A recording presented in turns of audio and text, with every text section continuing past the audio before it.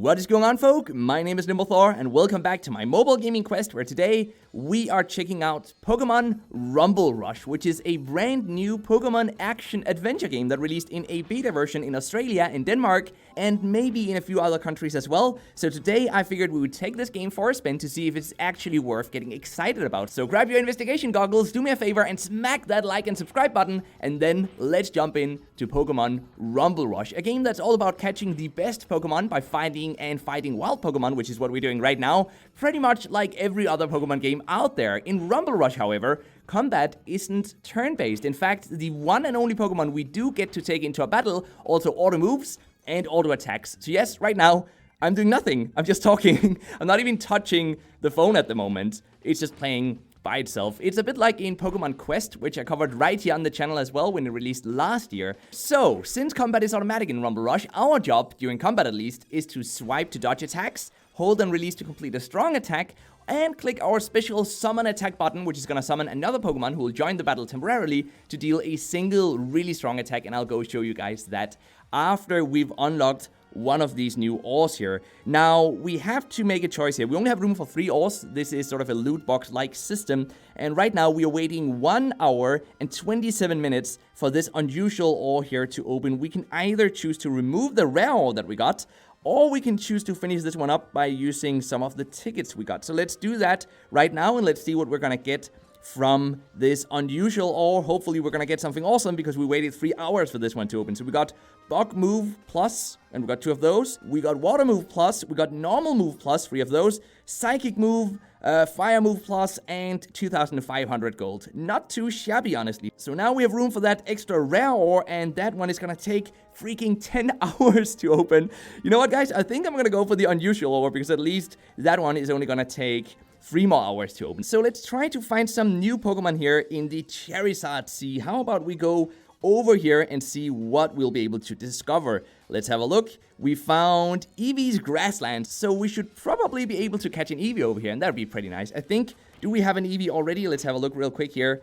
We do not have an... Well, we do have one Eevee, but it's only 38 in combat power, so we could definitely use a new one. So let's just see if we are lucky enough to get one here. So unlike Pokemon Quest, though, we only take a single Pokemon into battle in Rumble Rush. Not a team, but just one Pokemon. So it's all about getting that one Pokemon to become as strong as possible, basically. Although there are, of course, still type advantages, just like in every other Pokemon game, which means we might want to upgrade at least a few different types of Pokemons to be able to compete in this game. Now, as we fight Pokemon, we also collect some of them automatically, and the more of them we collect, the stronger the future ones we'll find in the wild will be. And we're actually going to fight the Eevee now. Let's use one of our special Rat-a-tat quick attack here, which is the summon attack.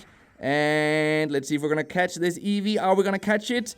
It didn't look like we got an Eevee, but we got some more gold. I think we caught a few other Pokemon as well along the way, didn't we? Let's have a look here. We got a Diglett, we got another Diglett, and we got another Diglett with 147 in CP. So I think that is actually our new strongest Pokemon. So let's go have a look at that one real quick. Maybe we can equip some stuff on it. We actually have a 150 CP Poliwag, which we should have definitely used before, but at least we can equip some of these new gear pieces that we got on this one now. So let's have a look. What do we want to go for? We can either go for something that adds more CP, more HP. What do these ones do? So this one, I guess, is going to increase our strength. But you know what? I'm going to go for increasing the CP, though. So let's do that. It's going to unequip it from the other Pokemon. And we can also choose a new summon gear. We can either go for Psyshock or we can go for the quick attack. I want to go for this one because I haven't tried that one just yet. This is the Gothorita. I guess that's how you pronounce it. I'm so horrible at pronouncing Pokemon names. But let's just try equipping this one. And let's use this new Poliwag and see if it's strong enough to be able to defeat the Charmander or Charmeleon. I think it's actually a Charmeleon. Yes, it is. Look at this, and we can actually fight it. So let's do that. You may have a difficult battle using Pokemon with CP 170 or lower. Are you sure? Heck yeah, we're gonna go for it. Are you sure? Yes, we're sure. I love that little, what are they called? Memotes? Something like that? You know, Nintendo's small, weird characters that we see in many different games. They use those here as well. Look at this. Let's use the psychic power of Gothorita. And there we go. We're dealing a decent amount of damage here. We do have a water Pokemon, so we should have a decent chance. We can swipe to dodge attacks, of course, which we should definitely start doing. Let's use a super effective attack here. Let's charge it up again. and do it again. We hold down our finger on the screen to charge up, and we can use our summon ability once more. Look at this. We had 30 seconds left on the clock. Well, 34 seconds left, and we defeated this Charmeleon. Now, we also got a new feather, and feathers, of course, can be used to discover new areas with new Pokemon on this island. You guys saw me doing that before, and we're gonna go do that again. We got one more feather, and now I believe we have just about 5 feathers or so. And the way the system works is that every few weeks, a new island unlocks, for everyone, by the way, with a bunch of new Pokemon to catch. And the way we catch them is by either entering one of the places we've already explored on the map, or by spending one of these feathers. So let's spend a feather, and let's go search in a new area. So how about, let's get a hint again, how about we go over here and see if we can find that Pokemon, which I don't know the name of, but it's certainly not an Eevee. It's Ponyta. It's Ponyta. Nice. That's pretty cool. We caught a 192 CP Rattata. That's exciting. So let's equip. You can attach a power gear during battle. Ah, man, too bad. Well, we can still switch to it, though. 192, that's much, much stronger than the, I think, 160 CP Poliwag that we were using before. So this Rattata should, at the very least theoretically, be stronger. Once we're strong enough, by the way, we can attempt to defeat bosses, just like the Charmeleon we defeated before, and there are many more of those. There are lots of them on this island. I think there are about 20, maybe 30 or so of them. But in order to be able to attack them, though, we do need to match certain requirements. So to make our Pokemon stronger, we equip new gear that we get from this loot box-like system called ores that I showed you guys before, and where we have to wait either 30 minutes, 3 hours, or 10 hours to just unlock a single one of these ores. And we got a new one here as well. Let's see, we got some Pokemon as well. We got Rattata, Charmander, Ponyta. Oh, that's nice. We actually got the Ponyta. And we got a, I think it's a 10-hour ore. We have to wait now. I mean, we can keep playing, but we have to then sacrifice this unusual ore. It was a 3-hour ore we got. So our options now, either spending some of these tickets, we have 4 of them left, to speed up time a bit and get 60 minutes ahead into the future. We are going to do that now, just because I want to show you guys what we're going to get from this ore here. But of course, you are going to run out of these, and then eventually you might want to start spending real-life money in the game. I guess that's what Nintendo is hoping for, of course. But let's have a look at what we got here. We got Normal Move Plus, Fire Move Plus, we got Snappy, we got Water Move Plus, we got Grass Move Plus, and we got 2,500 gold. So nothing too exciting, honestly. So let's just start opening one of these rare ores. We might as well. It's gonna take 10 hours, or we're gonna have to spend 300 premium currency. So let's get this into some sort of perspective.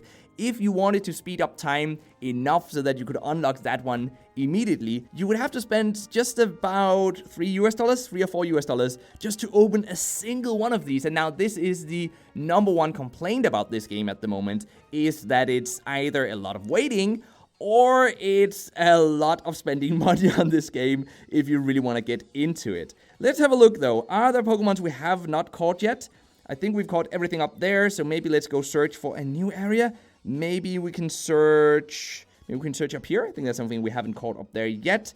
Let's have a look at this area. We got the Tentacruel Shore, and on the shore, I do believe there's one Pokemon, if I remember correctly, that we have still to catch. Now, in between just fighting more and more Pokemon in the adventure mode, which is what we're playing right now, we can also play the tournaments, but we only have a single attempt every day, and I already used the one I have today, sorry. So we have to wait till tomorrow to try that again, which is kind of a bummer. And my conclusion on this game is that the core combat feels a bit like a non-endless idle game, in that we don't have to do a whole lot during combat, it just happens automatically, and this switches the focus of the game away from combat and onto instead strategically deciding which Pokemon to use, equipping gear, and picking the right summon attack, of course. For some, this will be perfect, but for others, this gameplay will feel super boring. But if you're looking for an idle game, though, and you like Pokemon, then the gameplay might just be perfect for you. The monetization is alright, but the wait times to unlock new ores is frustrating and something that many are complaining about already in the early reviews of the game.